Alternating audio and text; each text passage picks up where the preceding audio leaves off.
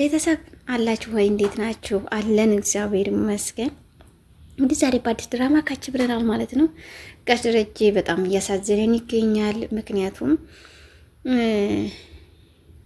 በጣም ብዙ ፈተናዎች እየተደራረቡበት ነው። ሳይመስለው ያደረገው ነገር ኋላ መስዋዕትነት እያስከፈለው ነው ማለት ነው። ልጄን ስጭኝ ለመጨረሻም ጊዜ ልቀፈውና ልሳመው እያላት ነበረ ሰላምዬ።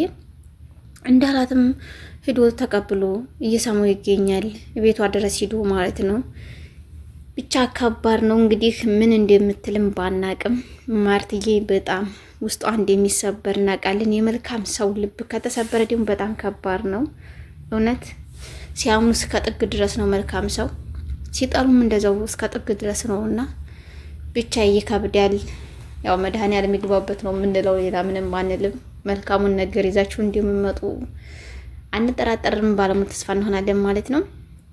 እንግዲህ በዛ አጋጣሚ የዛሬ በጣም ስንጓጓ የነበረው የዳጣ ሰርፕራይዝ ዛሬ ነው ብዬ ነበር። እኔ ራሱ በጣም ስጓጓና ስጠብቅ የነበረው ምክንያቱም የዳጣ እናቷን ታውቃለች፣ ልደቷ ላይ ነው እነግርሻለሁ የተባለችው እና ሰርፕራይዝ ትልቅ ሰርፕራይዝ አለሽ ስትባል ልደቷ ላይ ነበር ስንጠብቅ የነበረው። በእውነቱ ነገር ግን ልደቷ ላይ ዛሬ አይደለም ቀጣይ ብለዋል እንጂ በቀጣይም ደግሞ በተስፋ እንጠብቃለን። ያው ቀጣይ እያሉ ቀሏን ለማራዘም ነው መሰለኝ።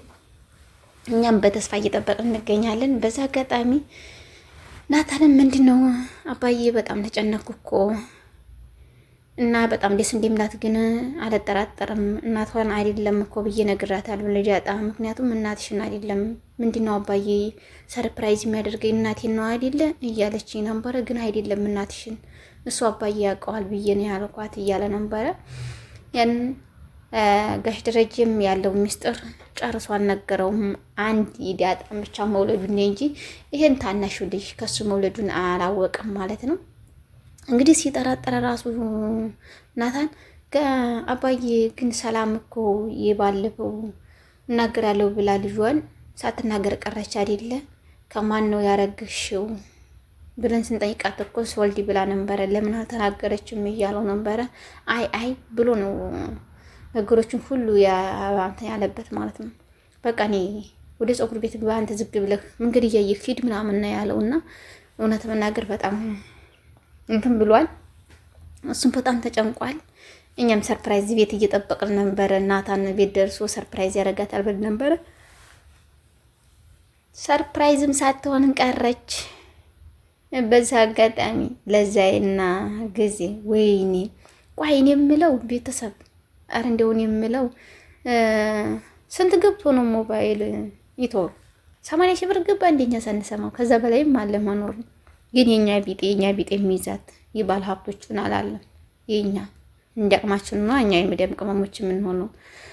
ያለ አቅማችን ምችም ፊት እንደማንል ባለሙሉ ተስፋ ነን አንልም። አቅማችንን እናውቃለን።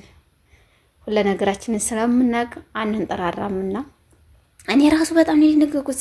80 ስትለው 80 ብርት ነው እንዴ ያማታል እንዴ እያልኩ ሳስብ 80 ሺህ ብር እንጂ 80 ብር ብሎ 20 ብር መልሽ ብሎ 100 ብር ሲሰጣ 80 ሺህ ብር ስትለው የለውም። እዛም ያለመደንገጡ ተመስገን ነው። ጋሽ ጊዜ ያለመደንገጡ የአባቴን በሬ ሽጬ ልሰጥሽ ነው እያላት ነበረ። በመጀመሪያም ቀብድ ይፈልጋል ምናምን እያለ እያቧለተባትና እየቀለደባት ነበረ። እሷም ደግሞ በቃ እኔ እኮ ጎረቤት ያለው ዘበኛ እኮ እየጠቀሰኝ ነው እየጠበሰኝ ነው እያለችው ነበር። እንደዛ ስትለው ስታቃጥሉ ነበረ። እንደዛማ ከሆነ እንደው ወይኔ ግጥማችሁ ደግሞ ራሱ ደስ ሲል ማለት ነው። እንደዛማ ከሆነ ማንም ነካሽ ያልፈልግሽ ምናምን ሲላል ጠብቅልኝ ጠባቂ አኑርልኝ ብላ ነው እሷ ደግሞ የገጠመችለት ማለት ነው። ጠባቂ አኑርልኝ ብላ ስትገጥምለት የለውም በሳቅ ጠባቂ ዘበኛ እንግዲህ አስቀምጥላት። ምክንያቱም ትወሰድብሃለች እችን የመሰለ ልጅ። ዛሬ ደግሞ በጣም ውበት ደፍቶባታል። በጣም ነው ያማረባት። እሱን ለማግኘት ግን እማትጥረው የላትም። እነ ማርታን ራሱ አስቀምጣ ነው እስከ ሰኒያቸው ትታው ጥርግ የምትለው። የሰጠቻቸውን ራሱ አታነሳሳም እሱን ለማየትና እሱ ዘንድ ለማውራት። ናፈቁሽ አይደለ እየናፈቁሽ ነው አይደለ እያላት ነበር። እኔ አንተ ትናፍቀኛለህ እኔ እኮ የሚገርም ማለት ነው ገዜና ለዛዬ ሲገናኙ የሚጣሉበትስ ሲራራቁ የሚነፋፈቁበትስ ምንድን ነው ግን? ምክንያቱም እንደዚህ ያለ ፍቅር አለ እንዴ? ቤተሰብ አሳውቆኝ አለ እንዴ እንደዚህ ያለ ፍቅር? ስንገናኝ ነው እንዲ ፍቅራችን የሚቀንሰው? ስንራራቅ ነው እንዲ ፍቅራችን የሚጨምረው? ሌሊት እንዲያመጭ ቢጸበል አኑር ያለሁ ሲል የለሁም በሳቅ ጸበል አኑሯል። እንደዚህ ሌሊት እየሄድሽ እንዳትበጠብጪው እሺ ለዛዬ። ምክንያቱም ሌሊት በህልሙ እንዳትመጭበት ነው ጸበል ያስቀመጠው ከራክሴው ማለት ነው። እና እንደዛ እያለ እያዋለተ ነበረ። አንቺ እኮ በጣም ነሽ ግን ቆንጅዬ ነሽ ግን እንደዛ አትሆኝም እያለት እንትን እያላን ነበረ። እሷም የቲክቶክ መግዣ ስልክ ግዛ ያለኝ እያለችው ነበረ።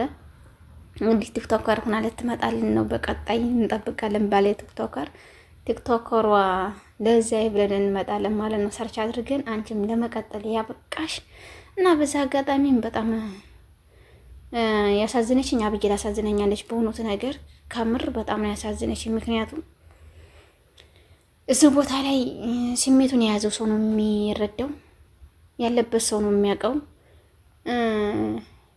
ለዛዬ ይቅርታ አብጌል በጣም ነው የምወደው ናታን ደግሞ በጣም ነው የሚወዳት ዳጣን። ከአንድ ቤት ሁለት ሰው እንግዲህ ከባድ ነው። ከአንድ ሰው ሁለት ሰው ይከብድ ያለ አይደለ ቤተሰብ። ዳጣም ራሱ እንደዛ ሲል ስታየው ቀለበት ሰርላት ምናምን ነበር ያለችው ማለት ነው። እሷ ግን ከአንጀቷ ሳይሆን ከአንገቷ ነው ቀለበት እንዲያስርላት እየፈለገችው። ምክንያቱም እሷ ደግሞ በጣም ነው የምወደው፣ እንዲያጣህ አልፈልግም፣ ማጣጣህ እየመሰለኝ እፈራለሁ እኮ ናታን እያለችው ነበረ ባለፈው። እንደዛ ስትለው እኔ እኮ መቼም አላጣሽም፣ አይዞሽ፣ መቼም እንዳትፈሪ፣ እኔ ያንቺና ያንቺ ብቻ ነኝ፣ ምክንያቱም ለማንም አይደለሁም። እኔ አንቺ እኮ ስትመጪ ጀምሬ ነው የወደድኩሽ፣ ማንም ብሎኝ አይደለም እያላት ነው። በዛ አጋጣሚ ማርታዬም እንዴት እንደምትወደው ናታን እንድታገባላት ያላት ጉጉት ያላት ምኞት አብጌ እንድታገባላት ናታንን ይዛ እንድትቀመጥ ፍላጎቷና ምኞቷ ነው። እሱን ያገባች እኮ ሴት የታደለች ናት። በአሁኑ ሰዓት እንደዚህ ሆኖ ስብና ያለው ልጅ እንዴት ይሆናል እያለት ነበር። አዎ እሱም ብቻም ሳይሆን ያገባችውን ብቻም ሳይሆን ለሚወልዳቸው ልጆች ራሱ ምን አይነት ልጆች ምን አይነት አባት እንደሚሆን እኮ በጣም ያስታውቃል እያለ ጋሽ ደረጀም እየነገራት ነበረ። ይሄ ሁሉ እኮ የአንተ ስብዕና ነው። እሱ እኮ ዝግ ቤት ከመጣ ጀምሮ እንደዚህ ያለ ጠንካራ ልጅ የሆነው እያለችው ነበረ። ያንን ስትለው ግን እሱ ውስጡ ተሰብሯል። ምክንያቱም ውስጡ ያለው የታመቀ እንፋሎት ልበላችሁ መሰለኝ ያ በጣም እያስጨነቀው ስለሆነ እሱ እዛ ቦታ ላይ ስለሌለበት እዛ ላይ ስላልተገኘ እንደዚህ ሆኖ እየተሰቃየ ስለነበረ ያንን ሊናገር አልቻለም ማለት ነው። እንግዲህ በዚህ በመቀጠልም በጣም የሚያሳዝነው የምታሳዝነው አብጌል በቃ እኔ እንደምወድህ ታውቃለህ፣ እንደማፈቅርህ ታውቃለህ፣ ግን የኔ አይደለህም፣ ቤተሰብን አግብቼ እንዳስደስት ነው የምፈልገው እያለችው ነበረ። እንግዲህ ቤተሰብም የእሷን ጉጉት በጣም እየጠበቀ ነው። በተለይ የምርቃኗ ሰርፕራይዝ እንዲያደርጋት ነበር ሲጠብቅ የነበረው። ያን ሁሉ ሲጠብቅ ነበር፣ ግን በቃ እንዲሳካላትም አልቻለም። በዚህ አጋጣሚ እኔ ናታን አብጌን ያገባል ብዬ ነው ባለሙሉ ተስፋ የሆንኩት። ምክንያቱም ዳጣም ታፈቅረዋለች። እርግጥ ብታፈቅረውም ግን መጨረሻ ላይ ነው ወደዚያ ሄዳል ብዬ ነው እያሰብኩ ያለሁት፣ እየፈራ ያለሁት። እንግዲህ እኔ እንጃ ምን እንደሚፈጠር፣ ምን ከባድ ነው እዚህ ላይ ያለው በጣም ውስብስብነት። እሱም እንደዚህ አትበይ፣ ምንድነው እንደዚህ የምትሆኙ እያላት ነው። ግን ይወዳታል። ቁርጥ አድርጎ ራሱ አይነግራትም። በህይወቷ ጢባ ጢባ እየተጫወተባት ነው። በቃ አልፈልግሽም፣ ውጭልኝ፣ እኔ ዘንድ የምነግር የምፈልግሽ ነገር የለም እንኳን ብሎ ቁርጥ አይነግራትም። እንደሚወዳትም ትንሽ ትንሽ ያስታውቅበታል ማለት ነው። እንግዲህ እንደዛ በሚያደርግበትም ሰዓትም ናታንም ማርትዬ እንደዚህ ያለ ልጅ እንግዲህ እኮ ባህሪዋ እኮ ተቀየረ አይደለ? ባህሪዋን አያት አይደለ? እንግዲህ እኮ ባህሪዋ ተስተካከለልን፣ ተመስገን ነው። ቆንጅዬ ልጅ እኮ ናታ፣ መልኳ ያንሳትን ባህሪዋ ነበረ እያለች እሱ ፊትም እያሞጋገሰችለት ነበረ። እናት ምንም ጅል ብንሆን ጅል ናቸው አትለንማ፣ ቆንጅዬ ናቸው ነው የምንለው ለእናት ምን ጊዜም ቆንጆ ነንና እንደዛ እያለች ታሞጋግስ ነበረ። በዛ አጋጣሚ ቤተሰብ ነው ራሱ ፍቅር የሚከተው። ምክንያቱም ቤተሰብ ጥሩ ነው እንደዚህ ነው ካሉ እኔ እውነት መናገር የማይወዱትን ሰው ራሱ ሰው እንዲወድ ያደርጋል። የእሱ ልጅ እኮ ጸባይ እንደዚህ ነው፣ ይሄ እኮ እንደዚህ ያለ ልጅ ነው፣ ይሄ ትዳር የሚመጥን ልጅ ነው። ባይወደድ ራሱ መልክ እንኳን ባይኖሩ በሰው ወሬ ሳይታወቅ ራሱ ፍቅር ይይዛል ማለት ነው። ምክንያቱም በሰው ወሬ ገና ልጁ ጋር እንኳን ሳይታወቁ እንደዚህ ያለ ነው ከተባብለ በጣም እንትን ይላል ማለት ነው። በቀጣይ በአዲስ ከምንገናኝ መልካም ጊዜ እላችኋለሁ። ቤተሰብ ሰላም ሁኑልኝ።